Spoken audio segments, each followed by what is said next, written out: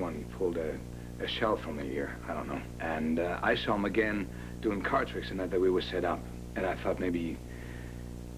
What? What did this magician look like? Well, he's thin and blue-eyed, darkish hair, young. Odd first name, Zeus. Do you know him? Yes, yes. In the park the other day, this guy comes up to me, starts talking to me, tells me he's a magician, and then Todd shows up. And? Todd practically flipped out. It's like he couldn't get me away from this guy quick enough. In fact, he told me to go home, that he would take care of it, because, see, I wanted to hire this guy this magician to work the party on the ship. The magician wasn't at the party. No. Obviously, because Todd knew him and didn't want him anywhere near the This is all making sense. Oh, how so? Patrick, this magician was at the Wild Swan because Todd sent him there to check up on us. What do you mean Todd sent him there? Was Carlo who set up the whole thing so he could... No. Kidnap Star? No. Carlo didn't set us up, and Carlo didn't kidnap Star. It was Todd on both counts. What? Why would Todd kidnap his own daughter? No, this is all making sense to me now. Oh. When Todd came back from Ireland, he saw Blair and I, Okay, yeah, I get it. All right, and he was undoubtedly put off. But he was insanely jealous of what he was. Why else would he want to try and kidnap his own daughter? And he's still a lunatic for trying to pin her murder on me. Okay, I'm gonna go see Hank now, because if I can tie Todd to this Zeus Zelenko character, then his testimony is, oh, you're right out the window, and you become a non-suspect. Shall we? I'll catch up with you. Get some... Gotcha. Blair, thank you very, very much, and good luck.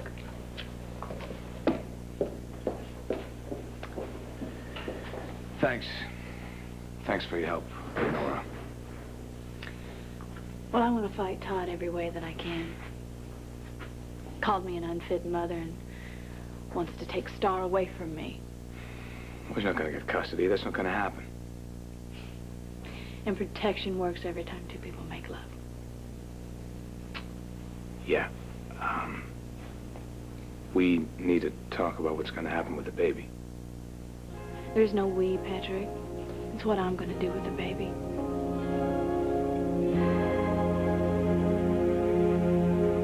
Be clear about one thing. I'm not going to let you go through this on your own. Patrick, you're not... No, wait. I'm not walking away from this. We did this together, and we're going to get through it together. Always responsible, aren't you? The writing instructor, professor. Patrick Thornhart, the honorable citizen. I wouldn't be much of a man if I didn't take responsibility for my actions. No one ever accused you of not being a man. Yeah, well, what are we going to do about this baby? I'm not going to do anything about this baby. I haven't even thought about this baby. One that's safe inside me. Where Todd can't get to it. But Star... No, I have to, I'm going to stay strong. I'm going to do what I have to do to keep Todd from taking Star away from me. And I will. I understand what you're saying. But there will come a time when we have to talk about this pregnancy. Decisions have to be made. Thank you for your help with Nora. I wish I could... I'll see you later.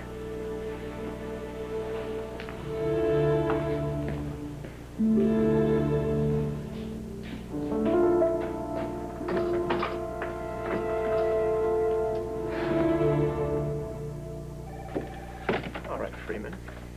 You're the lawyer. You want documentation of every time Blair tried to yank my chain? I only hope I have enough tape.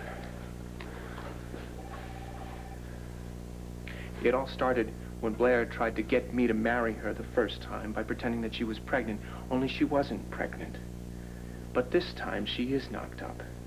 So I saw her and Thornhart making their little bundle of joy myself. And when I asked her about it, point blank, if she had been faithful, she said, yes, I have been. Thornhart and I are just buddies. She lied. And they kept seeing each other, too. I heard the two of them talking on the phone a few days after I'd gotten back. And I saw the two of them together at the stables. And you have to understand that the whole time this is going on, Blair is busting her butt trying to lure me back into the sack so that she can pawn this Irish love child off as mine. Every night, she comes floating down these stairs, wearing this thing that looks like liquid light. She puts her hand on my arm and says, "Come to bed, Todd." And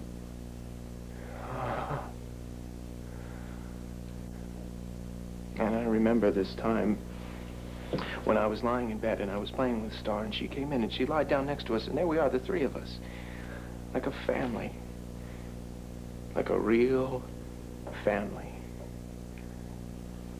And she looks at me with those big green eyes, all smiling and soft, and says, "You are a wonderful father." And I thought that she meant it with everything in her.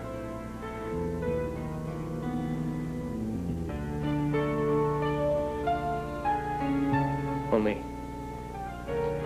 Thornhart was the only thing that was in her. I never went near her. I never laid a hand on her. So her little game isn't gonna play out. She's a liar. She's a liar. And she's a slut.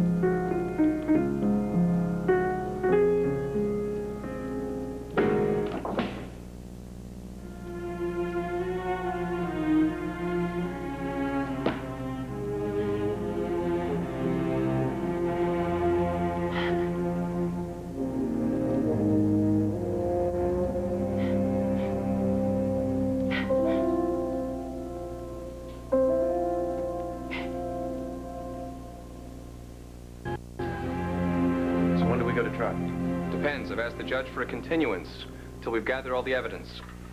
It's gathered. Go ahead.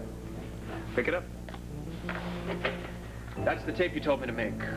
Confessions of a battered husband. All the lies my darling Blair told me, especially the ones about her affair with Patrick Thornhart. You spell it all out to a judge, grant me custody of Star like that. What? I'm afraid the litany of your wife's sins may be a little redundant. She admits carrying Mr. Thornhart's child. Right, she admits it, so you use that. You get the judge to see that she's got no morals. Be a tough sell. You were presumed dead when she and Mr. Thornhart had their affair. Are you her lawyer or are you my lawyer? Mr. Manning, I'm trying to prepare you for Prepare me for what? Winslow, the mother of my child is a two-bit whore, and I can prove it.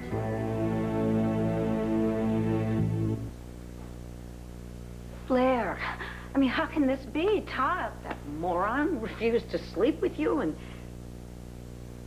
Oh. No.